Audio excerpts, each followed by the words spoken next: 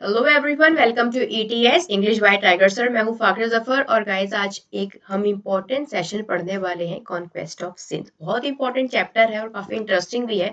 आज आप जानोगे किस तरह से सिंध जो है बलि का बकरा बनकर आता है ब्रिटिशर्स के सामने। कि ब्रिटिशर्स एक अच्छे खासा एक किंगडम को जो अच्छा खासा काफी हैप्पी किंगडम था, काफी रिच किंगडम था, और वो किस तरह से डिक्लाइन हो जाता है क्योंकि उस पर काली नजर पड़ जाती है, बुरी नजर पड़ जाती है किसकी, ब्रिटिशर्स की। आज हम जानेंगे कॉन्क्वेस्ट ऑफ सिंध के बारे में। गाइस इस वीडियो को ज्यादा ज्यादा आपको शेयर करना है।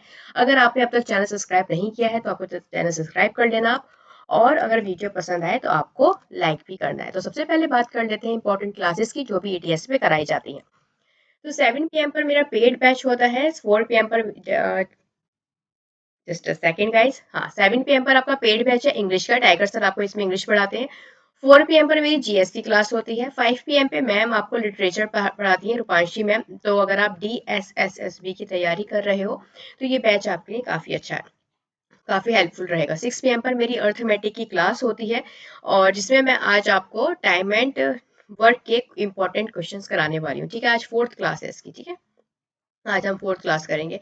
इसके अलावा 17 जनवरी से मेरा प्रैक्टिस बैच आ रहा है, एब्सोल्युटली फ्री है। इसकी जो फीस है बस इतनी सी है कि आपको ज़्यादा से ज़्यादा शेयर करना है, लाइक करना है, डेली क्लास में आपको आना है, बस आपकी ये छोटी सी फीस है। और जो है इसके बदले आपको 1200 क्वेश्चंस, यहाँ पर मैं उस 1200 क्वेश्चंस की मैं आपको प्रैक्टिस कराऊंगी। ठीक है चलो आगे बढ़ते हैं, बात कर लेते हैं मॉक टेस्ट सीरीज की। तो अगर आपने अब तक मॉक टेस्ट बाय नहीं की है तो करना भी मत, क्योंकि आपको सिर्फ डाउनलोड करना है English by Tiger sir app Play Store से, और आपको फ्री में मिल जाएंगे full length mock test series for CGL 2 months validity के साथ। ठीक है, तो डाउनलोड कर लेना English by Tiger sir app. कहाँ से करोगे? प्ले स्टोर से। ठीक है, और ये कोई भी दिक्कत आती है मॉक टेस्ट में या फिर किसी भी चीज में जीएस और मैथ्स से रिलेटेड, तो आप मुझसे पूछ सकते हो जनरल स्टडीज ETS ग्रुप में। और अगर इंग्लिश से रिलेटेड कोई भी प्रॉब्लम आती है तो English by Tiger sir group में आप पूछ सकते हो, टेलीग्राम ग्रुप है ये हमारे। तो गाइस हम मॉडर्न हिस्ट्री पढ़ रहे थे और हमने काफी कुछ पढ़ लिया था। कल के सेशन की अगर मैं बात करूं, कल मैंने आपको पढ़ाया था कि किस तरह से जो है ये ब्रिटिशर्स पहले मैसूर को हथियाते हैं, उसके बाद जाकर ये जो है जो मराठास थे उनका जो एम्पायर है वो पूरा का पूरा ये बिकॉज ऑफ द ब्रिटिशर्स वो डिक्लाइन हो जाता है। ठीक है, कुछ उनकी खुद की खामियां थी और कुछ ब्रिटिशर्स की उन पे नजर पड़ चुकी थी। ठीक है, क्योंकि ब्रिटिशर्स ने अपना माइंड सेट कर लिया था कि उन्हें क्या करना है, उन्हें इंडिया पे रूल करना है, उन्हें पूरी की पूरी कॉलोनी अपनी इंडिया में सेटअप करनी है। और जो सबसे ज्यादा टक्कर जो दी है ना किसी ने ब्रिटिशर्स को, वो मराठास ने दी है, क्योंकि इनकी कॉन्फिडेशन थी और जब तक ये यूनाइटेड थे तब तक इन्हें हराना बहुत मुश्किल था। तो देन वही उन्होंने करा जो मतलब मैंने आपको बताया था, जो अजाता शत्रु के टाइम में हुआ था। अगर वैशाली को कॉन्क्योर करना है, जितनी भी उसकी आपकी कॉन्फिडेशन है उनको अगर कॉन्क्योर करना है तो क्या करना होगा, उन सभी को ब्रेक करना होगा। तो वही टेक्निक्स जो है ब्रिटिशर्स अपनाते हैं। वो क्या करते हैं, वो जो है जितने भी कॉन्फिडेशन थी उन उन सबको आपस में लड़वा देते हैं, और फिर फाइनली होता है क्या है, आपस में ये लड़ी, कमजोर हुई, आर्मी कमजोर हुई, और देन फिर ब्रिटिशर्स ने अटैक किया इन पर और ये ब्रिटिशर्स से हार गए। तो अब तक हमने जाना कि कौन कौन से एरियाज कॉन्क्योर कर लिए हैं ब्रिटिशर्स ने। बंगाल सबसे पहले आती, तो इन्होंने बंगाल हड़पा था पूरा का पूरा, जिसमें उड़ीसा और आपका बिहार इंक्लूड था। उसके बाद ये मैसूर इन्होंने पूरा खा लिया है ना, मैसूर में टीपू सुल्तान हैदर अली को इन्होंने हराया। उसके बाद इनकी टक्कर किससे हुई? मराठास से। मराठास को भी इन्होंने हरा दिया। अब कहाँ गए ये? अब एक अच्छा खासा राज्य था सिंध, किसी से राज्य को कोई मतलब नहीं था, सीधे साधे लोग थे, खुशहाल जिंदगी जी रहे थे। लेकिन वही बुरी नजर पड़ जाती है किसकी? ब्रिटिशर्स की। बर्बाद होगा ये राज्य भी। तो देख आज के सेशन में हम जानेंगे किस तरह से सिंध जो है बर्बाद होता है ब्रिटिशर्स के हाथों। ठीक है, तो बात कर लेते हैं कॉन्क्वेस्ट ऑफ सिंध की। तो सिंध के कॉन्क्वेस्ट की हम अब बात करते हैं। देखो हुआ क्या था, ये जो है ब्रिटिशर्स जो है, इंग्लिश लोग जो है सिंध में पहुंचे कैसे। सबसे पहले तो थोड़ा सा हम पास्ट जानते हैं।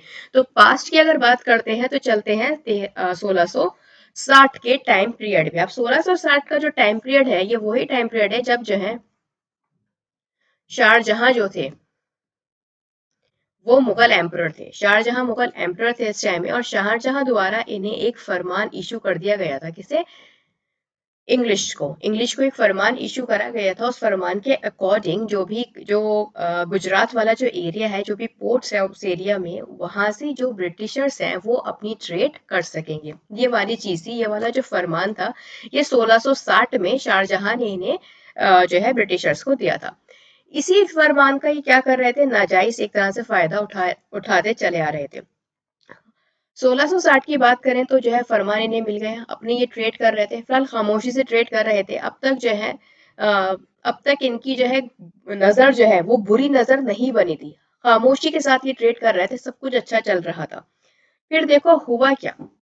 अगर मैं बात करूं सिंध वाले एरिया की, जो सिंध का जो एरिया है, वहां पे जो रूल था वो था कलोड़ा प्रिंसेस का। कलोड़ा प्रिंस का वहां पे रूल हुआ करता था। कलोड़ा प्रिंस कौन थे, गुलाम शाह। गुलाम शाह जो है इन ब्रिटिशर्स को, इंग्लिश को जो है इजाजत दे देते हैं, परमिशन दे देते हैं कि वो थाटा वाले एरिया में अपनी फैक्ट्री बिल्ड ये कर सकते हैं। कौन, ब्रिटिशर्स, ठीक है।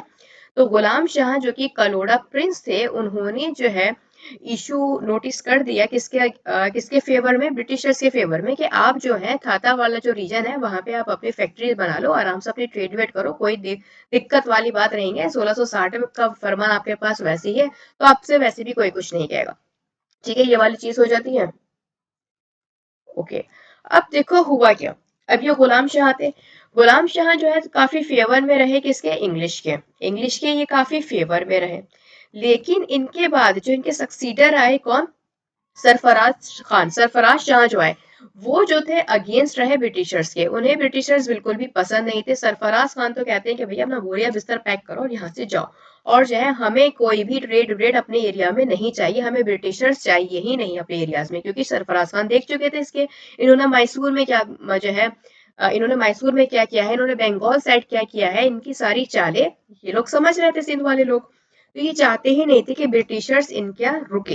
तो इसी वजह से सरफराज खान जो है इनकी जो फैक्ट्रीज है वो बंद करा देते हैं, ठीक है। लेकिन देखो अब हुआ क्या, इनकी फैक्ट्री बंद हो गई, लेकिन जो है तब भी ये रुके नहीं।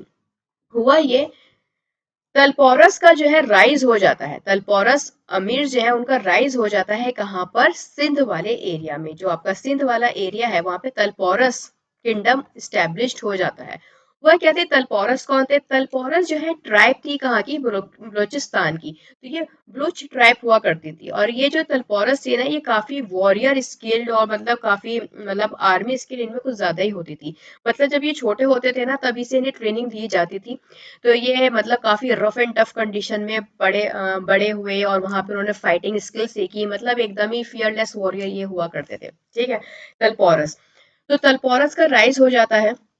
तलपौरस आकर जो है ये कलोरा प्रिंस जो है, कलोरा जो किंगडम था, इसको पूरा का पूरा एलिमिनेट कर देते हैं और अपना किंगडम जो है सिंध वाले एरिया में स्टैब्लिश्ड कर लेते हैं, ठीक है। अब हुआ क्या, this advantages was enjoyed by the English. अब देखो ये वाली जो एडवांटेजेस है फरमान वाली गुलाम शाह की, तो ये 1775 तक रही। डेट आपको लर्न करने की नीड नहीं है, एग्जाम में नहीं आती है, ठीक है। बस आपको ये पता होना चाहिए कि एज फॉर योर नॉलेज, आपको अपनी नॉलेज के लिए पता होना चाहिए, ठीक है। और फिर मैंने आपसे क्या कहा, सरफराज खान की एंट्री हो जाती है। बुलुच ट्राइब थे ये, और जो है ये एक्सीलेंट सोल्जर थे, और इन्होंने जो है पूरा का पूरा जो सिंध वाला एरिया था वो अपने अंडर में ये कॉन्क्योर कर लेते हैं, ठीक है। अब यहाँ पर जो है जो कलोरा ट्राइब्स थी वो खत्म हो जाती है, उनका किंगडम खत्म हो जाता है, और स्टार्ट हो जाता है न्यू किंगडम किसका, टलपौरस ट्राइब का, ठीक है। टलपौरस ट्राइब की यहाँ पर एंट्री हो जाती है। टलपौरस ट्राइब के जो लीडर थे वो कौन थे, मीर फात अली खान, इन्हें जो है मीर फतेह अली खान भी बोला जाता था। ये नेम आपको ध्यान रखना है क्योंकि ये लीडर थे तलपौरस ट्राइब के। अब ये जब लीडरशिप अपने हाथों में लेते हैं, और जब पता चलता है दुरानी मोनार्क को। अब दुरानी मोनार्क कौन है, ये वो ही है, अगर आपको फाइट याद हो, वॉर याद हो, 1761 का battle, third battle of Panipat, है ना। तो वहां पे अटैक हुआ था दुरानी किंगडम्स का इंडिया पर, ठीक है। अहमद शाह अब्दाली ये सब लोग थे, ठीक है। तो ये वही किंगडम है अगवान का। अभी जो अफगान का जो किंगडम है ना, दौरानी मोनार्क, ये काफी खुश हुए जब जो है मीर फात खान जो है लीडरशिप अपने हाथों में लेते हैं सिंध की। तो ये काफी खुश हुए। ये क्यों खुश हुए, क्योंकि जो है सिंध जो थी, इनका ऐसा मानना था, जो अफगान के जो लोग थे उनका ऐसा मानना था कि सिंध जो है ये इनकी प्रोविनेंस है, सिंध इनकी प्रोविडेंस। और मीर फात खान से जो है, मीर फात खान से दुरानी मोनार्च के काफी अच्छे रिलेशनशिप थे, तो काफी खुश होता है कि उनका ही फ्रेंड जो है गद्दी पर बैठ गया। तो ये वाली यहाँ पर चीज थी, तो इन्हें काफी सपोर्ट था अफगान से सिंध को। अब ये था मीर फतेह खान के जो है 4 ब्रदर्स थे। तो दुरानी मोनार्क कहते हैं कि भाई ऐसा करो, ये जो किंगडम है ना तुम्हारा पूरा सिंध, इसको तुम 4 प्रोविंस में डिवाइड कर लो, चारों अपने भाइयों में बांट दो। और ये वही करते हैं, ये जो है चारों भाइयों में अपना जो किंगडम है वो डिस्ट्रीब्यूट कर देते हैं। और उसी को क्या बोला गया, उसी को जो है 4 यार बोला गया है। ठीक है, ये 4 यार क्या है, ये जो है मीर्स ब्रदर्स के जो प्रॉपरली नोन एज 4 यार्स, उनके जो ब्रदर्स थे उन्हें प्रॉपरली क्या कहा जाता, क्या मतलब उन्हें बोला जाता था, 4 यार उन्हें बोला जाता था, जिनका पूरा का पूरा सिंध वाले एरिया में कंट्रोल था। ठीक है, चीजें सब कुछ बढ़िया चल रही थी, कोई दिक्कत नहीं थी, आराम से अब इंग्लिश भी अपनी ट्रेड कर रहे थे, कोई कोई मतलब कोई भी वॉर वॉर कुछ नहीं था, सब कुछ शांतिपूर्वक चल रहा था। फिर होता क्या है, फात खान की जो है 1800 में आकर डेथ हो जाती है। इनकी डेथ हो जाती है, तो इनके जो 4 यार मतलब जो बाकी के जो 3 ब्रदर्स थे, ये पूरा जो किंगडम था ये अपने आप में ही डिस्ट्रीब्यूट कर लेते हैं। अभी 3 ब्रदर्स बचे, अब जो पूरा सिंध था वो इन 3 ब्रदर्स में डिस्ट्रीब्यूट हो जाता है। इसके अलावा ऐसा नहीं है खाली सिंध ही रहा, 1800 में आते आते तक ये जो 4 यार्ड थे, जो अमीर सिंह भी ने बोला जाता था, अमीर साहब नोबेल समझ सकते हो, लॉर्ड ऑफ सिंध इन्हें बोला जाता था। तो इन्होंने जो है एक्सटेंड भी करना अपना राज्य स्टार्ट कर दिया, जैसे कि इन्होंने अमरकोट वाला एरिया राजा ऑफ जोधपुर से ले लेते हैं ये। और जो कराची रीजन है, जो मतलब पाकिस्तान वाला जो रीजन है, वो जो है चीफ ऑफ लूज से ले लेते हैं। और शायकापुर और बुखार वाला एरिया ये अफगान वालों से ले लेते हैं। तो इनका काफी बड़ा एरिया यहाँ पर हो जाता है 1800 तक। ठीक है, जो ये तलपौरस ट्राइब थी, ये काफी अपना एरिया एक्सटेंड कर लेती हैं। चलो एरिया एक्सटेंड कर लिया, हर कोई करता भी यही, अपने किंगडम को बढ़ाता है। चीजें यहाँ तक भी सब सही रही। अब देखो हुआ क्या, अब हुआ ये कि चीजें थोड़ी सी बिगड़ी। कब चीजें बिगड़ी, तब तब जो है बैठे बैठे ब्रिटिश का जो है दिमाग में अजीब और गरीब चीजें आने लगी। ब्रिटिशर्स को एक्चुअल में डर था किससे, फ्रेंच से। और मैंने आपसे कहा भी था, अगर आपने मेरे प्रीवियस सेशन नहीं देखे तो आप प्लेलिस्ट अवेलेबल है यूट्यूब पर, आप वहां से जाकर देख सकते हो। मैंने आपको एक चीज बताई थी जब मैंने आपको ये मॉडर्न हिस्ट्री पढ़ाने स्टार्ट करी थी, कि यूरोप नेशन में कुछ भी अगर होता था उसका डायरेक्टली इम्प्लीमेंट हमें कहाँ देखने को मिलता था, इंडिया में हमें वो चीज देखने को मिलती थी। मतलब अब यूरोप में कुछ भी हो उसका असर हम कहाँ देखने को मिलेगा, हमें इंडिया में हमें देखने को मिलेगा। तो ये जो 18 सेंचुरी का जो टाइम पीरियड है, ये टाइम पीरियड है नेपोलियन का। नेपोलियन कौन था, फ्रांस, फ्रांसिस का फ्रेंच था ये। ठीक है, और फ्रेंच से इनको हमेशा से डर रहा था। अब इसके जो रिलेशनशिप काफी अच्छे थे, मैंने आपको बताया था स्टार्टिंग में भी जब हमने टीपू सुल्तान के बारे में जाना था, कि फ्रेंच रेवोल्यूशन भी जब फ्रेंच में आया था तो उस टाइम में भी टीपू सुल्तान के काफी अच्छे रिलेशनशिप जो है हमेशा से फ्रेंच के साथ रहे हैं। इनफैक्ट नेपोलियन और टीपू सुल्तान जो है काफी जो है अच्छे फ्रेंड्स भी रहे हैं। ठीक है, ये वाली चीज हो गई। अब इसी वजह से जो ब्रिटिशर्स थे उन्हें काफी डर था इस बात का कि कहीं ये नेपोलियन इंडिया में ना आ जाए। और इंडिया में इसको बुलाएगा कौन, टीपू सुल्तान। टीपू सुल्तान की फौज होगी और एक आर्मी होगी किसकी, नेपोलियन की, और ये मिलके हमें हरा देंगे। ये वाला डर हमेशा से सता रहा था किसको, ब्रिटिशर्स को। उन्हें बहुत डर था नेपोलियन से कि ये इंडिया में ना आ जाए।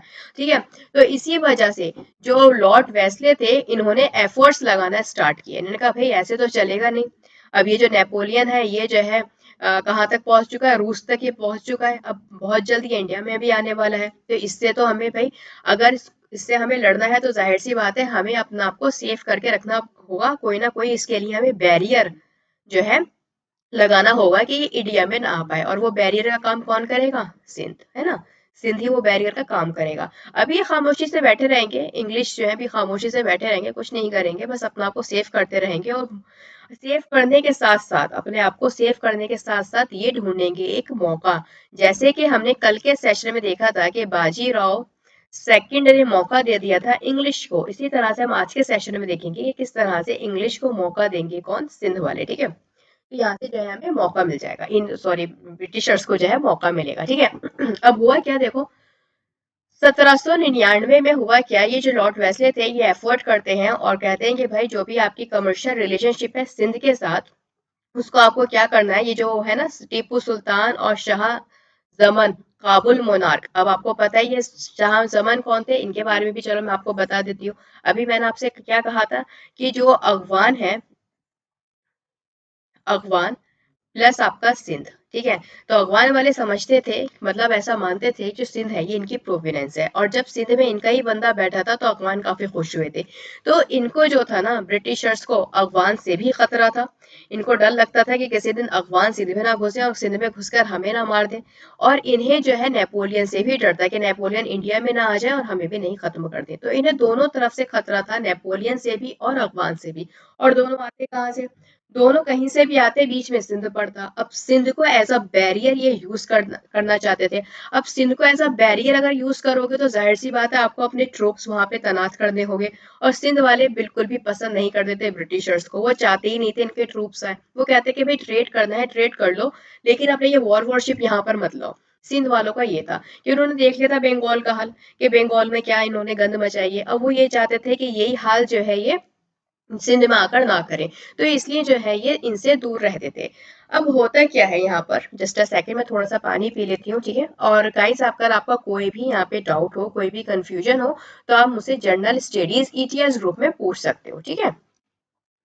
Just a second. और आप कमेंट सेक्शन में भी मुझे बता सकते हो।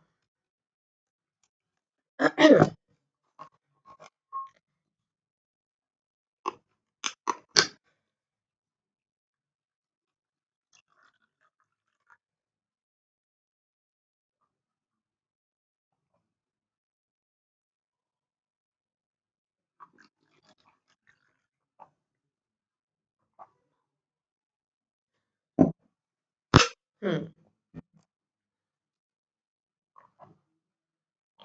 ओके। अब देखो, अब इन्हें अगर सिंध हाथ में करना है तो मैंने आपसे कहा ट्रूप इन्हें जो है अपने तैनात करने होंगे, और ट्रूप्स ऐसे तो तैनात होंगे नहीं। उससे पहले इन्हें सिंध से क्या करनी पड़ेगी, फ्रेंडशिप करनी होगी, है ना। पूरी पॉलिटिक्स चल रही है ना, सिंध से करेंगे फ्रेंडशिप। अब सिंध से फ्रेंडशिप करने के लिए ये जो लॉर्ड वेस्ले होते हैं ये भेजते हैं अपने बंदे को, किसे, क्राउ को, सॉरी क्रो को। क्रो को ये भेजते हैं जो कि एजेंट था सिंध पे, और कहते हैं कि भाई ऐसा करो हमारे साथ आप जो है ट्रीटी साइन कर लीजिए, और जो है वही मतलब हमारे साथ दोस्ती का ये अपना हाथ बढ़ाते हैं सिंध के साथ। लेकिन एक्चुअल में उस टाइम में था क्या, ये जो सिंध वाला एरिया है ना, इस पे काफी ज्यादा इन्फ्लुएंस थी किसकी, टीपू सुल्तान की। टीपू सुल्तान की काफी ज्यादा इन्फ्लुएंस थी, और टीपू सुल्तान का खुला दुश्मन कौन था, ब्रिटिशर्स। अब जाहिर सी बात है अगर ये टीपू सुल्तान का खुला दुश्मन है तो किसी भी कीमत पे सिंध वाले लोग तो इनके साथ ट्रीटी साइन करने वाले थे नहीं। तो इसी वजह से जो क्रो यहाँ पर गया था एजेंट बनकर, ये जो है इंसल्ट होकर इसकी इंसल्ट कर दी जाती है और बेइज्जत होकर दरबार से इसे निकाल दिया जाता है। अब यहाँ पर जो है कोई भी ट्रीटी किसी तरह की नहीं होती और ब्रिटिशर्स को यहाँ पर निराशी देखने को मिलती है, निराश हो जाते हैं। फिर फाइनली होता क्या है, 1807 आ जाता है, 1807 का टाइम पीरियड आ जाता है, और एक alliance of Tilsit with Alexander first of Russia and Napoleon, यहाँ पर एक ट्रीटी साइन होती है, ट्रीटी ऑफ तिलसिट। 1807 की ये बात है। अब यहाँ पर हुआ क्या, ये कौन सी ट्रीटी थी, ट्रीटी ऑफ टिलसिट। अब ट्रीटी ऑफ टिलसिट क्या थी, अब मैंने आपको नेपोलियन के बारे में बताया था कि नेपोलियन आ रहा था किसकी तरफ, इंडिया की तरफ। और ये इस बात का डर किसको था, इस बात का डर था ब्रिटिशर्स को, और हुआ भी यही। नेपोलियन जो है जाकर मिलता है अलेक्जेंडर फर्स्ट से, जो कि कौन था उस टाइम में, रशिया का किंग था। रशिया का जो है पूरा जो है रशिया की गद्दी पर वो बैठा हुआ था। उससे जाकर नेपोलियन और ये अलेक्जेंडर फर्स्ट मिलकर एक अलायंस बना लेते हैं, और उस अलायंस में होता क्या है, यहाँ पर कौन बना, नेपोलियन और आपका अलेक्जेंडर अलायंस बनाते हैं और कहते हैं हम मिलकर अटैक करेंगे किस पे, इंडिया पे। हम मिलकर अटैक करेंगे इंडिया पे, और इंडिया में जो भी यूरोप पावर है उन सभी को हम क्या कर देंगे, एलिमिनेट कर देंगे। और जाहिर सी बात है अगर यूरोप पावर को ये एलिमिनेट करेंगे तो यहाँ पर बचेगा कौन, खुद को स्टैब्लिश करेंगे, यहाँ पे खुद जो है ये अपनी कॉलोनी सेटअप करेंगे, क्योंकि ये भी तो यही चाहते थे, ये भी तो इंडिया में कॉलोनी अपनी सेटअप करना चाहते थे। अब इतने अच्छे तो ये भी नहीं थे कि इंडिया को ये आजादी दिला रहे हो, है ना, तो ये बल्कि खुद गुलाम इंडिया को बनाना चाहते थे। तो ये वाली यहाँ पर चीज थी।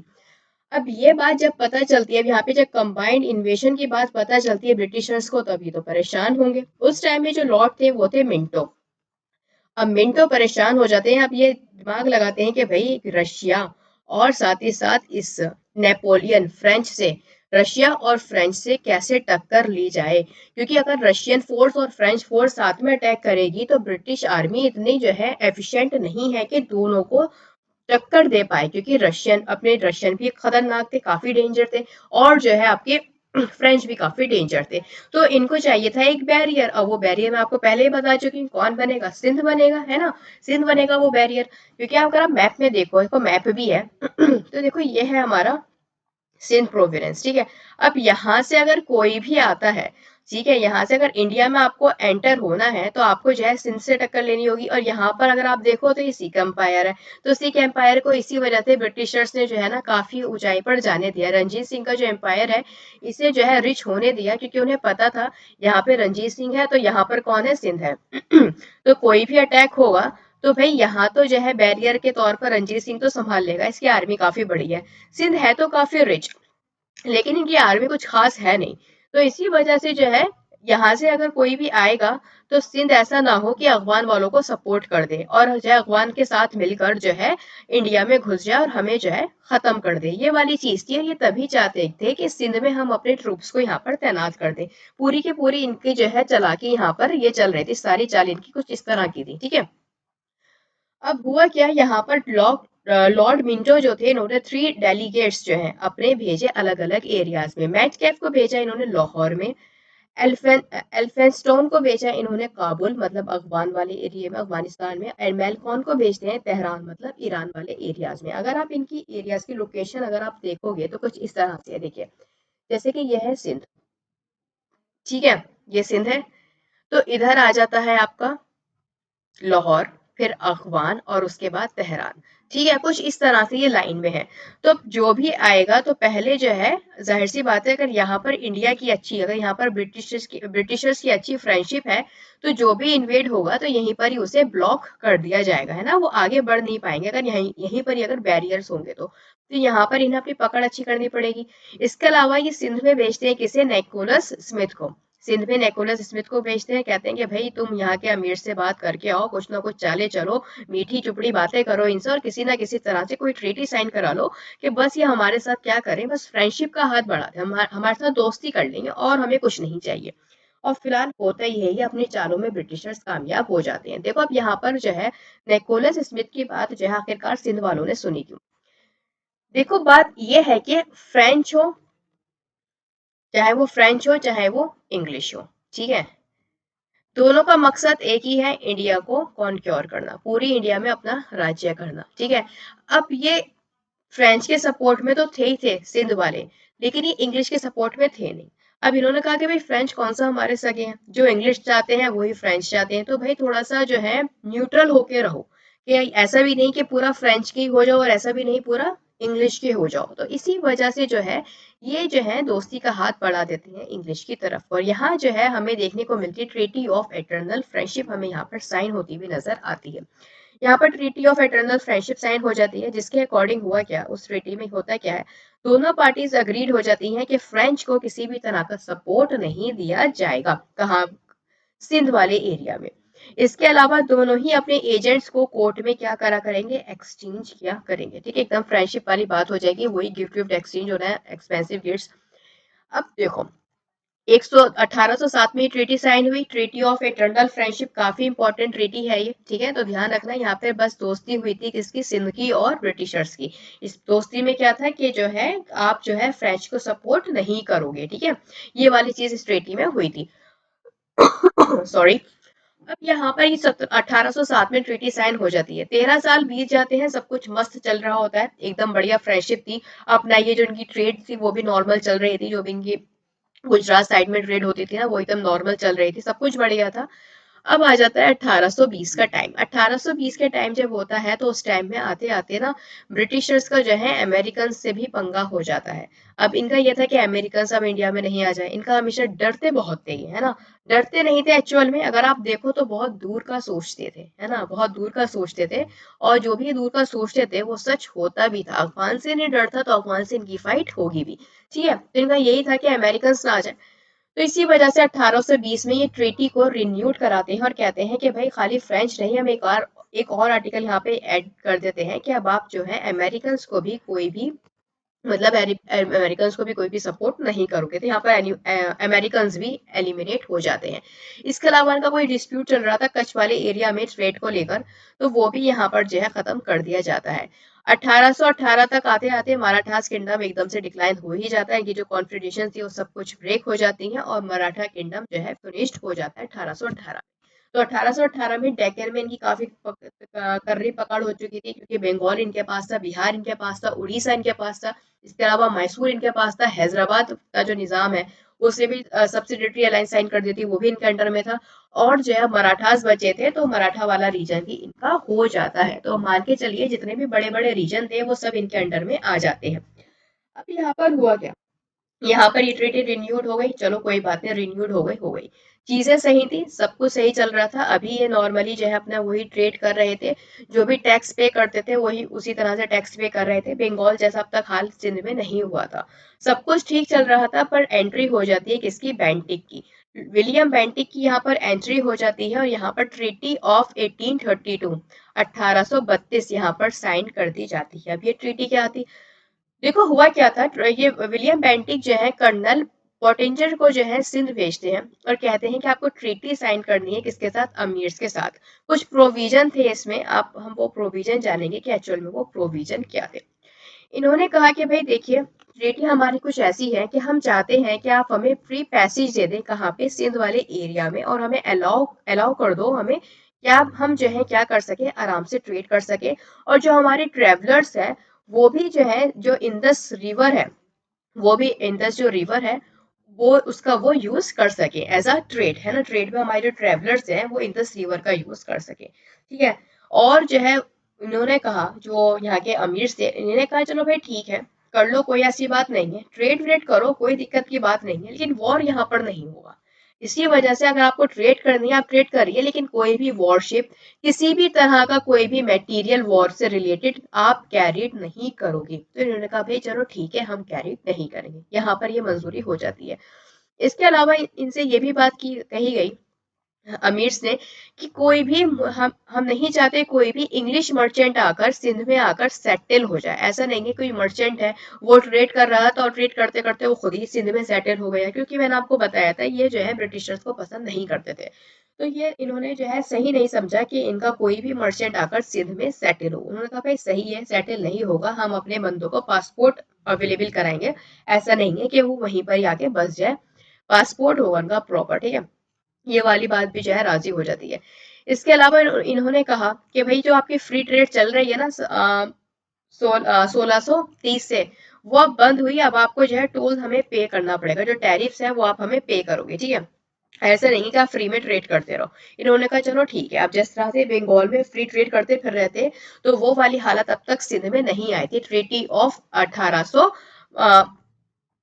1832 के अकॉर्डिंग, ठीक है, ये जो ट्रीटी है 1832, ठीक है। तो इसके अकॉर्डिंग अब तक जो है बंगाल वाला हाल जो है सिंध का नहीं हुआ था। तो ये टैरिफ भी पे कर रहे थे, अपना कोई भी वॉरशिप नहीं उतार रहे थे। इसके अलावा जो भी अ, इनका जो फ्री ट्रेड था ना, फ्री पैसेज था, ये जो है ट्रेवलर्स के लिए और जो है इंग्लिश ट्रेडर्स दोनों के लिए इनका ओपन था, ठीक है। ये वाली चीजें सब इस ट्रीटी में साइन हो गई।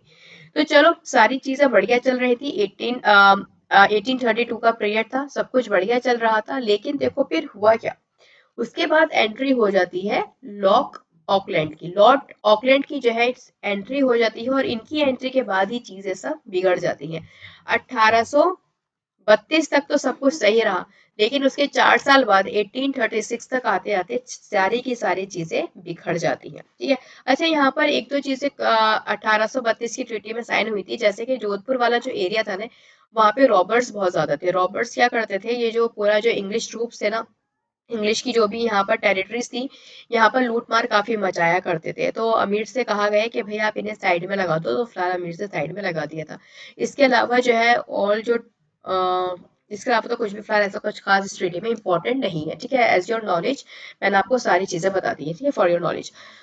अब देखो हुआ क्या, यहाँ पे जो है लॉर्ड ऑकलैंड की यहाँ पर एंट्री हो गई। अब लॉर्ड ऑकलैंड जब आए ना, तो ऑकलैंड के आते ही चीजें जो है बिगड़ जाती हैं 1836 में, सारी चीजें बिगड़ जाती हैं। अब देखो हुआ क्या, अब ये जब इंडिया में आए तो इनको खाली फ्रेंच से ही खतरा नहीं लगा, इन्हें जो है अफगान से बहुत ज्यादा डर था, कि इनको डर था कि अफगान कहीं जो है इंडिया में ना आ जाए। इसी वजह से हम देखेंगे ऑकलैंड के टाइम में सिंध में जो है फर्स्ट एंग्लो अफगान वॉर भी हुई थी, है ना। और वो हुई थी क्योंकि इन्हें डर था, और उसी डर की वजह से चीजें बिगड़ जाती हैं, और ये स्केप कोड बन जाती है कौन, Sindh.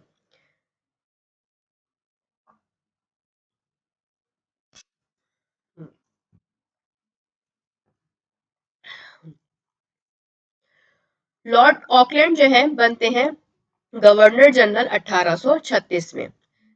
Looked at Sith from the perspective of saving India from a possible Russia invasion, है ना।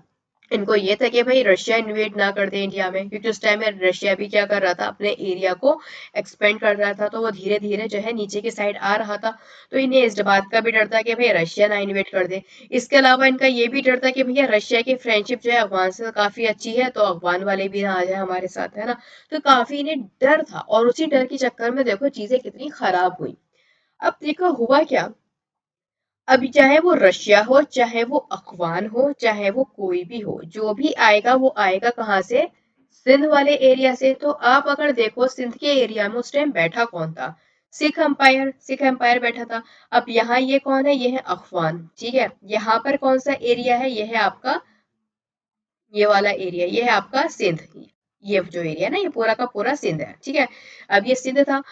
अब जो है अगर किसी को, अगर इन्हें जाना है अफगान, तो इनके पास दो रास्ते थे, क्योंकि ये चाहते थे अफगान में जो है ऑकलैंड जो थे ना, ऑकलैंड, ये चाहते थे अफगान में ये जो है क्या कर दें, एक अपना ही मतलब पपेट वहां पर बिठा दे एज अ किंग। कहाँ पे, अफगान वाले एरिया में। एक इनकी पॉलिटिक्स अफगान के लिए भी चल रही थी। अभी जब हम एंग्लो अफगान वॉर पढ़ेंगे ना, ठीक है, उसमें ये सारी बातें मैं आपके साथ डिस्कस करूंगी, ठीक है। तो अभी के लिए आपको थोड़ा सा मैं आपको शॉर्ट में समझा रही हूँ अफगान से इनके थोड़े से रिलेशनशिप, ठीक है। तो कंफ्यूज मत होना, हम अलग से सारी चीजें पढ़ेंगे, तभी आप इस चीज को और भी गहराई से समझ सकोगे, ठीक है। तो परेशान मत होना। तो अभी क्या है, अभी जो है ऑकलैंड को कहाँ जाना है, अफगान जाना है। अफगान अगर उसे जाना है, तो अफगान अगर वो जाएगा तो दो उसके पास रास्ते हैं, या तो वो सिख एम्पायर से होता हुआ जाए, या फिर डायरेक्ट सिंध से जाए।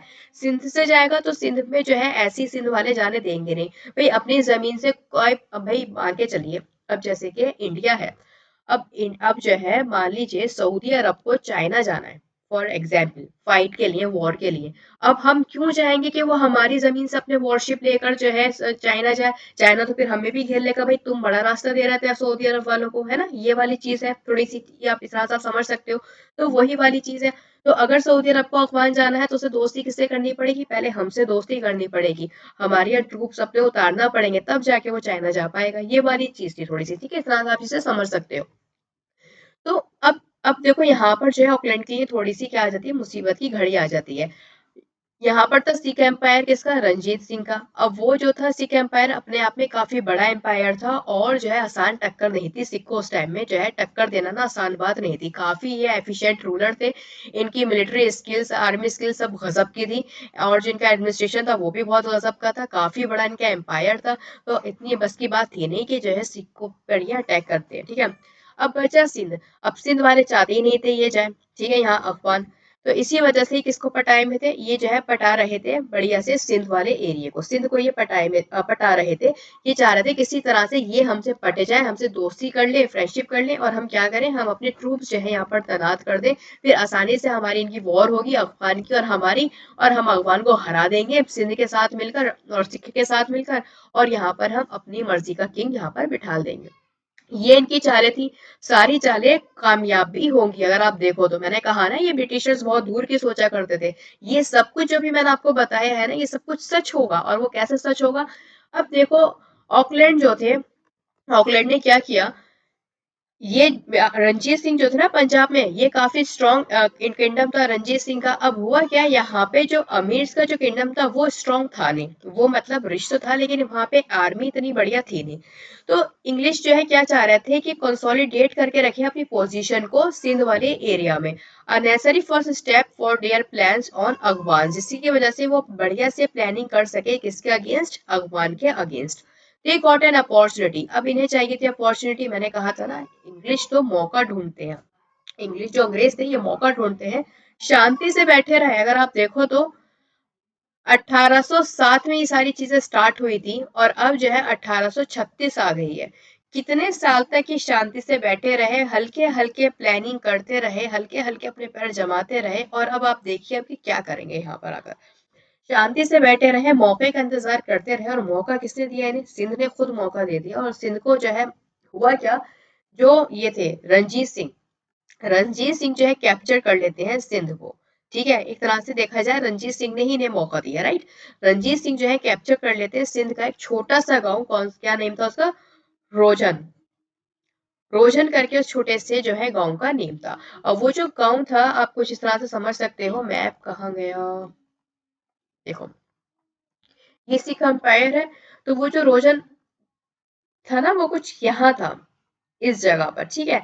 वो जो है बिल्कुल बॉर्डर पे था सिंध के और सिख एम्पायर के बॉर्डर पे, ये गांव विलेज था। अब इस विलेज को जो है, ये विलेज कौन क्योर कर लेता है, इस विलेज को जो है रंजीत सिंह जो है अपने अंदर कैप्चर कर लेता है। कैप्चर जब इन्होंने करा, जैसे ही रंजीत सिंह इस विलेज को कैप्चर करता है, फौरन ही जो ऑकलैंड है ये किसको भेजता है, पोटिंचर को, ये जो है एज अ एजेंट बनाकर भेज जाता है सिंध वाले एरिया में। और जो है डराना, सिंध के लोगों को डराना स्टार्ट कर देता है। कहते हैं कि भाई देखो, रणजीत सिंह ने आज तुम्हारा गांव जो है यहाँ पर कैप्चर कर लिया है, हल्के हल्के अब वो तुम्हारी तरफ आ रहा है, बहुत खतरनाक रूलर है, काफी एफिशिएंट आर्मी है इसकी, तुम लोग तो बच भी नहीं पाओगे। तो ऐसा करो, हमसे हाथ मिला लो, समझा करा करो, फायदे का सौदा है, यहाँ पर हाथ मिला लो, हम तुम्हें बचा लेंगे रंजीत सिंह से। फिलहाल यहाँ पर हुआ क्या, जो यहाँ पर हैदराबाद है ना, बहुत सेंड टू हैदराबाद, तो कंफ्यूज मत होना, ये हैदराबाद पाकिस्तान वाला हैदराबाद है, ना है कि आपका ये तेलंगाना वाला, ठीक है। तो ये हैदराबाद जो है पाकिस्तान वाला हैदराबाद है, इसे यहाँ पर भेजा गया और यहाँ कहा गया कि आप अमीर के साथ ट्रीटी साइन करके आओ, मैंने डराओ बराओ। अब यहाँ पर हुआ क्या, the treaty offered protection to अमीर, ये जो ट्रीटी थी ऑफर कर रही थी कि जो अमीर से ना सिंध के, ये प्रोटेक्शन करेगी किससे, अमीर का, रंजीत सिंह से, on the condition that the company troops would be kept in the capitals of Amir's expansions, or alternatively the English would give in the suitable concessions in return। अब देखो हुआ वही जो ये इंग्लिश चाहते थे, इन्होंने जो है ट्रीटी साइन करवानी चाहिए फिलहाल, लेकिन जो है जैसे मैंने आपसे कहा, जो सिंध वाले लोग थे वो नहीं चाहते थे कि ये जो है इनके जो है ट्रूप्स तैनात करें। अब देखो वही बात आ गई ना, इन्होंने कहा कि हम अपने ट्रूप्स यहाँ पर जो है तैनात करेंगे, है ना, ट्रूप्स वाली बात आ गई। लेकिन इस टाइम में पहली बार में तो जो है सिंध वाले नहीं माने, इन्होंने जो है साफ मना कर दिया कि भाई हमें किसी भी तरह का नहीं जो है ट्रूप्स ट्रूप्स चाहिए। लेकिन इन्होंने इतना ज्यादा डराया रंजीत सिंह को लेकर, अब इन्होंने देखो यहाँ पर क्या करा, इन्होंने कहा कि भाई नहीं चाहिए ना आपको ट्रूप्स और आपको हमारा प्रोटेक्शन नहीं चाहिए, तो आप सुनिए, हम जा रहे हैं रंजीत सिंह के पास, हम रंजीत सिंह से मिलाएंगे हाथ, ठीक है, उसके साथ करेंगे ट्रीटी साइन, उसकी फौज के साथ, उसकी आर्मी के साथ, साथ ही साथ हमारी अपनी आर्मी मतलब ब्रिटिशर्स और रंजीत सिंह मिलकर आपका जो सिंध है ना इसे कॉन्क्योर करेंगे। तो आपके पास दो रास्ते हैं, या तो प्यार से ट्रीटी साइन कर लो, या फिर आप जो हो अपना जो किंगडम है पूरा छिनवा लो हमारे हाथों, मर्जी आपकी है। प्यार से साइन करोगे तो आप भी शांति पूर्वक रहोगे और हम भी, और अगर नहीं मानोगे तो हमारे पास दूसरा रास्ता भी है, दोनों तरीके से आपको ट्रीटी तो साइन करनी पड़ेगी। तो बड़े मरे दिल से बेचारे जो सिंध थे के लोग थे, इन्होंने फिलहाल ट्रीटी यहाँ पर साइन कर दी, और ट्रीटी जो है 1838 में ट्रीटी साइन कर दी जाती है। और यहाँ पर जो भी, अब इस ट्रीटी में क्या था, अब इस ट्रीटी में एक तो ये चीज थी कि जो भी इंग्लिश, जो भी मतलब आमिर्स और जो सिख थे, इनके बीच जो भी बातचीत होगी, ठीक है, या फिर जो भी नेगोशिएशन होगा, उसमें कौन इंटरफियर करेगा, उसमें पूरी तरह से इंग्लिश जो है इंटरफियर किया करेगी। क्यों करेगी, देखो ये जो सिख जो थे ये भी ट्रीटी साइन कर देते हैं फिलहाल इनके साथ आकर ना, जो रणजीत सिंह थे ये भी जो है आकर इनके साथ मिल जाते हैं। कब मिले, एक्चुअल में रणजीत सिंह की जो एंट्री हुई थी ना वो हुई थी अफगान जो वॉर हुई थी ना, फर्स्ट एंग्लो अफगान वॉर, वहां से जो है रणजीत सिंह और ब्रिटिशर्स फ्रेंड बन गए थे। क्यों, एक्चुअल में देखो जब हम अफगान वॉर पढ़ेंगे ये सारी चीजें हम डीपली तभी जानेंगे, तभी आप अच्छे से चीजों को समझ पाओगे, पूरा बैकग्राउंड में आपको वहां समझाती भी चलूंगी। अभी मैं शॉर्ट में चीजें आपको बता देती हूँ जिससे कि आपको कोई भी दिक्कत नहीं है। देखो हुआ क्या था, Ranjit Singh plus Britishers, Britishers में भी कौन, जो ऑकलैंड था, और ये सिख, मतलब रणजीत सिंह हो जो सिख तो अच्छा हो ही गए, आपके बचे कौन, रणजीत सिंह हो गए, ब्रिटिशर्स हो गए, और एक हाँ सिंध, सिंध वाले लोग जो थे सिंध, सिंध, इनके बीच जो है ट्रिपार्टी ट्रीटी साइन हुई थी 1838 में। अभी ट्रिपार्टी ट्रीटी क्या थी आप ये समझिए, ये भी हम जो है फिलहाल नेक्स्ट सेशन में पढ़ेंगे इसे डीपली, फिलहाल मैं अभी बता देती हूँ जिससे कि आपको ये वाला जो सेशन है ये अच्छे से क्लियर हो जाए। इसमें हुआ क्या था, रणजीत सिंह को ढेर सारे पैसे दिए गए थे इस चीज के कि ये ट्रीटी साइन करने, काफी लैंड दी गई थी और जो है काफी मतलब पैसा वैसा सभी चीजें रणजीत सिंह को दी गई थी कि ये ट्रीटी साइन करने। इस ट्रीटी के अकॉर्डिंग होगा क्या, एक तो इनके बीच अमीर्स और सिख के बीच जो भी बातचीत होगी, नेगोशिएशन होगा, उसमें जो है इंटरफेयर करेंगे इंग्लिश, इंग्लिश जो है इंटरफेयर करेंगे। इसके अलावा also establish the presence of British resistance who would go anywhere he liked escorted by English troops. इनसे कहा गया कि अब खाली ट्रेड नहीं, अब हमारे जो ट्रूप्स हैं वो भी जो है सिंध में कहीं भी आएंगे जाएंगे, मतलब एक तरह से ये चाहते थे सिंध वाले एरियाज में ट्रूप को स्टैब्लिश करना, ट्रूप्स को जो उनका आर्मी पूरा कैंप है वो स्टैब्लिश करना, और ये कर भी देते हैं। ठीक है, इस ट्रीटी के अकॉर्डिंग, ट्रीटी ऑफ 1838 के अकॉर्डिंग, ठीक है 1838 में जो ट्रीटी हुई थी।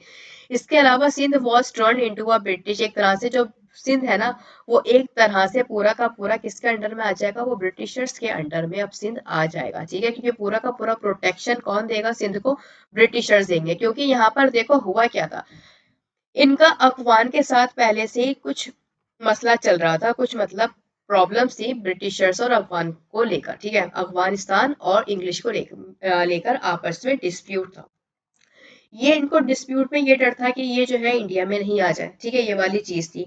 इसी चीज को लेकर जो है Anglo first Anglo Afghan war भी होती है, जिसमें अब हुआ क्या, ये जो है शाह सूजा, ये जो है ना ट्राइपेटी ट्रीटी ऑफ 1388, इसमें देखो हुआ क्या, ये शाह सूजा जो था ना ये एम्पायर बनना चाहता था, कहाँ का, अफगानिस्तान का।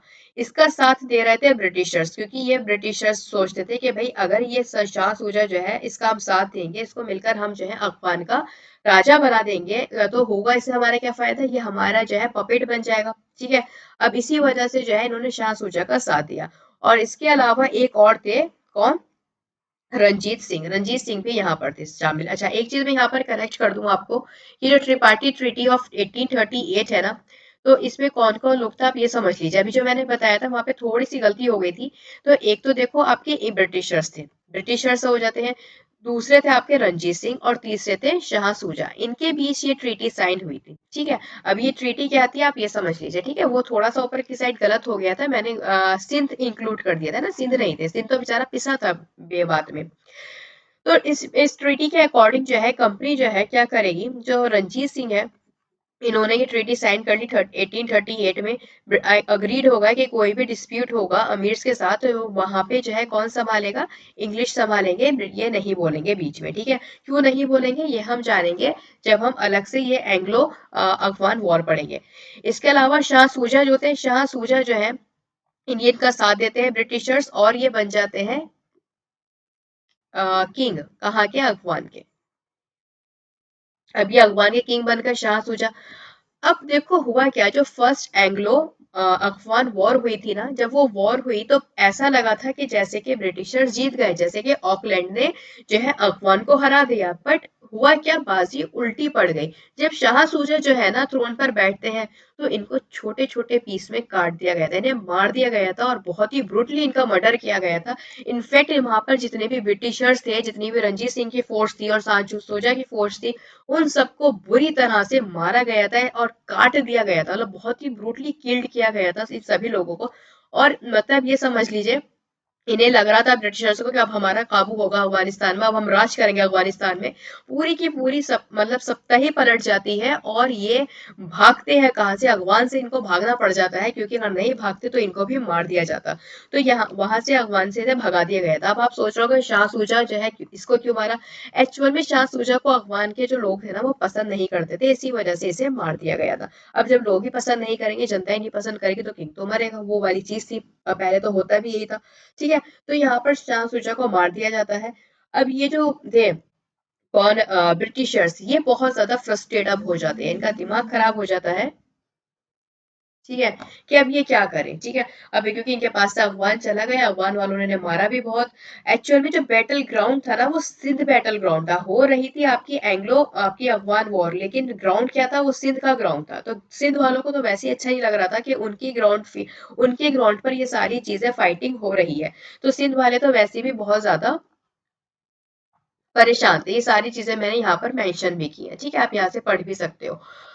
ठीक है, अब जो है हुआ क्या, इसी वजह से ये आकर जो है अपना फ्रस्ट्रेशन किस पर उतारेंगे, सिंध के लोगों पर उतारेंगे। भाई होता क्या है, अगर बाहर किसी लड़के की या किसी की फाइट हो जाती है, ठीक है, और वो बाहर पिट जाता है, पिटकर जब वो घर आता है तो फ्रस्ट्रेशन किस पर उतारता है, अपनी फैमिली पर, है ना, होता है यही, है ना। तो बस ये वाली चीज थी। अब ये बाहर पिटे, इन्हें मारा गया। अब ये जब सिंध लौटे तो इन्होंने अपना फ्रस्ट्रेशन किस पर उतारा, सिंध के लोगों पर इन्होंने अपना फ्रस्ट्रेशन उतारते हैं। ठीक है, तो ये वाली चीज यहाँ पर होती है। फिर हुआ क्या, the exact amount of tribute was to be determined by the English, whose main objective was to obtain finance from the Agwan adventurers and obtain so much Amir's territory as would secure a lines of operations against Agwan's rose Sindh, है ना। तो इनका यही था कि इनको क्या चाहिए था, इनको जो है ढेर सारा पैसा चाहिए था, और ये यही चाहते थे कि अगवान को पूरा अपने अंडर में कर लें। इसी वजह से सारी चालें चल रहे थे, लेकिन जो है हुआ क्या, इनकी चालें सक्सेसफुल तो हुई, बट जो है बाजी उल्टी पड़ गई। जो अफगान थे उन लोगों ने जो है इनको वहां से भगा दिया। अब हुआ क्या, सिंध एक्सेप्ट सब्सिडियरी अलायंस। अब यहाँ पर जब वॉर हुई ना, बैटल ग्राउंड क्या कौन सा था, सिंध। अब जब सिंध में बैटल हुई तो जाहिर सी बात है सिंध दोनों तरफ से पिसा, अफगान की तरफ से भी पिसा और इंडिया की तरफ से भी पिसा, दोनों तरफ से इस बेचारे को फेस करना पड़ा। अब जिसकी वजह से जो सिंध किंगडम था ये बहुत ज्यादा इसको नुकसान पहुंचता है, इसके पास अब कुछ बचा नहीं था। इसको ऊपर आके जो है ब्रिटिशर्स जो है अपना गुस्सा पूरा उतारते हैं, कहते हैं भाई तुम्हारी वजह से सब कुछ हुआ है, और अब तुम क्या करोगे, अब तुम हमें पे करोगे, अब तुम्हें सब्सिडियरी अलायंस साइन करनी पड़ेगी। इसी वजह से 1839 में आकर सिंध जो है घुटने टेक देता है, और 1839 में आकर सिंध जो है सब्सिडियरी अलायंस साइन कर देता है।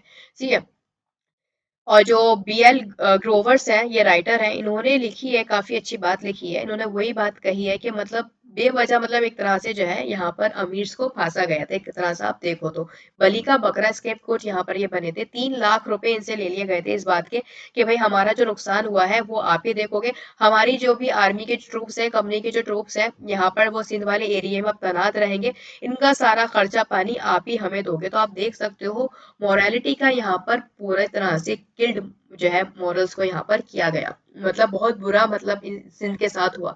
एक ऐसा राज्य जो मतलब फाइट करना चाहता ही नहीं था, एक ऐसा राज्य जो नहीं चाहता था कि उसके उसके यहाँ कुछ भी ऐसा हो कि ब्रिटिशर्स आए, फ्रेंच आए और वो बैटल फील्ड बने किसी के लिए, वो ऐसा कभी नहीं चाहता था। अच्छा खासा राज्य था, लेकिन जबरदस्ती उसे अपने लालच की वजह से उसे उस राज्य को पीसा गया, ये वाली यहाँ पर चीज हुई थी। ठीक है, अब देखो यहाँ पर हुआ क्या, अब जो सिंध है वो सब्सिडियरी अलायंस उसने साइन कर दी। अब पूरे सिंध पे कंट्रोल किसका हो जाएगा, ब्रिटिशर्स का।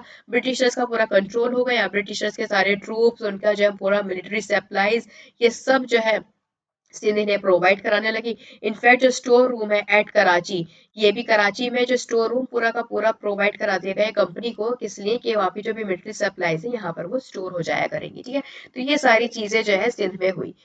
अगर कैपिटुलेशन देखा जाए सिंध का, तो आप देख सकते हो, जैसे मैंने आपको बताया, जो फर्स्ट एंग्लो अफगान वॉर हुई थी 39 से 42 तक, ये कहाँ पर हुई थी, सॉइल ऑफ सिंध पर हुई थी। इसी वजह से सिंध को इतनी ढेर सारी चीजें फेस करने को पड़ी। Was never liked by the boy, लिखा हुआ भी है कि अमीर्स नहीं चाहते थे कि जो ऐसा कुछ हो, वो ये नहीं चाहते थे, ना ही ब्रिटिश ट्रूप्स यहाँ रहे और ना ही जो है जो अफगान ट्रूप्स यहाँ पर लड़े, ये वाली चीज थी। लेकिन हुआ क्या, ये कुछ भी ऐसा हो नहीं पाया। और फिर जो है अच्छा खासा ये जो है अपनी सर्विस जो है दे रहे थे और सब कुछ बढ़िया चल रहा था। लेकिन फिर हुआ क्या, एंड हुआ क्या, हॉस्टिलिटी और डिससेटिस्फेक्शन से पूरा का पूरा यहाँ पर हमें एंड देखने को मिलता है। एंड पे देखो हुआ क्या, जो ये सिंध थे, ये जो लोग थे ये बहुत ज्यादा परेशान हो जाते हैं ब्रिटिशर से। वैसे इनके पास कुछ बचा नहीं था, आर्मी नाम को थी, तो ये सोचते हैं कि भाई मरो तो लड़के मरो, वो वाली चीज थी कि क्या करते हैं, सिंध वॉर खड़ी कर देते हैं, किसके अगेंस्ट, बैटल खड़ी कर देते हैं ब्रिटिशर्स के अगेंस्ट। ब्रिटिशर से ही कहते हैं कि भैया ऐसा करो, हमसे लड़ लो, खत्म करो, या तो तुम जीतो या फिर हम जीते, एक बार लड़ तो लेते ही हैं। पर हुआ क्या, ब्रिटिशर्स यहाँ पर जीत जाते हैं, क्योंकि सिंध के पास कोई भी आर्मी जब तक नहीं बची थी। अब पूरा का पूरा कंट्रोल जो है सिंध पर किसका हो जाता है, ब्रिटिशर्स का। जो हाल बंगाल का हुआ, जो हाल मैसूर का हुआ, जो हाल मराठास का हुआ, वही हाल किसका हुआ, वही हाल आपका सिंध का यहाँ पर होता हुआ नजर आता है। तो इस तरह से जो है अपनी डिप्लोमेटिक स्किल की वजह से, अपने क्रुक बिहेवियर की वजह से दूर का सोचते थे ये ब्रिटिशर्स। इन सभी स्किल्स की वजह से जो है ब्रिटिशर्स जो है पूरा का पूरे सिंध को कॉन्क्योर कर लेते हैं। अब सिंध जो है किसकी प्रोविनेंस बन जाता है, ब्रिटिशर्स की प्रोविनेंस बन जाता है। ठीक है, ये लिखा हुआ भी है सारी चीजें, आप चाहो तो यहाँ से सब कुछ पढ़ भी सकते हो। फिलहाल जो भी मैंने पढ़ाया है वो सब कुछ यहाँ पर अवेलेबल है, और जो भी मैंने आपको पढ़ाया है ना वो इनफ है आपके एग्जाम्स के लिए। ठीक है, तो अगर आप एक बार स्लाइड पढ़ लेते हो तो काफी अच्छा रहेगा। तो देखो यहाँ पर एल्फिंस्टोन का एक कमेंट भी है, कमिंग फ्रॉम अगवांस it put one in mind of a bully who has been knocked in the street and ran home to beat his wife's revenge। देखो वही बात है कि मतलब इन्हें अगवा ने इतनी बुरी तरह से पीटा, इतनी बुरी तरह से इन्हें मारा, इतनी बुरी तरह से मतलब इन्हें काटा कि इनका जो फ्रस्ट्रेशन था वो सब जाकर सिंध के लोगों पर हुआ। उसी तरह से जैसे कि एक हस्बैंड जो है, एक लड़का जो है बाहर जाता है, पिट जाता है किसी वजह से, और जब वो घर पर आता है तो फिर वो अपनी बीवी बच्चों पर हाथ उठाता है। तो वो वाली लाइन इनके लिए जो है ब्रिटिशर्स के लिए लिखी गई है। बहुत ज्यादा क्रिटिसाइज किया गया था ब्रिटिशर्स को इसके लिए कि इन्होंने जो भी सिंध वाले एरिया में किया था। देखो मराठास थे, आमने सामने की जंग थी। मैसूर में जो हुआ, टीपू सुल्तान हैदर अली के साथ आमने सामने की जंग थी। और इसी तरह से बंगाल में जो हुआ वो भी आमने सामने की जंग थी, है ना, शाह सूजा, ये सारी चीजें हमने देखी थी। लेकिन अगर बात की जाए सिंध की, तो सिंध तो कभी चाहता ही नहीं था लड़ना। वो तो कहता था भाई हमें अकेला रहने दो, सुकून से जी रहा था। देखिए बस ये था उनका माइंड सेट था कि भाई अगवान आ जाएंगे, अगवान आ जाएंगे। इस चक्कर के अंदर कि अगवान ना ही आए, पिट भी गए अगवान में जाकर, और हुआ कुछ भी नहीं, बेचारा सिंध बेवजह पिसा। तो बस यही था। ठीक है, कि मतलब बेवजह जो है सिंध एक बलि का बकरा यहाँ पर बनकर सामने आता है। तो ये था गाइज आज का इंपॉर्टेंट सेशन। इस सेशन में आपका कोई भी डाउट हो तो आप मुझसे जर्नल स्टडीज ईटीएस ग्रुप में पूछ सकते हो। कोई भी चीज जो आपकी नहीं समझ में आई हो तो मैं आपको क्लियर कर दूंगी। अदरवाइज जो है आप उसे जो है अगर आप एक दो बार वीडियो देखोगे और अगर आप ये पीडीएफ पढ़ लेते हो तो सारी चीजें आपको क्लियर हो जाएंगी। गाइस नेक्स्ट क्लास जो होगी वो आपकी 6 PM पर होगी, जिसमें मैं आपको टाइम एंड वर्क कराने वाली हूँ। ठीक है, काफी इंपॉर्टेंट क्लास है ये। इसके अलावा 17 जनवरी से मेरा न्यू प्रैक्टिस बैच भी आ रहा है, आप जो हो ज्वाइन कर लेना। डेली उसकी क्लास हुआ करेगी, ढेर सारे हम क्वेश्चंस करेंगे, और एब्सोल्युटली फ्री है ये। बस फीस क्या है, आपको जो है ज्यादा से ज्यादा इसे शेयर करना है, लाइक करना है और डेली क्लास में आना है। ठीक है, चलो thank you so much guys, take care, bye bye.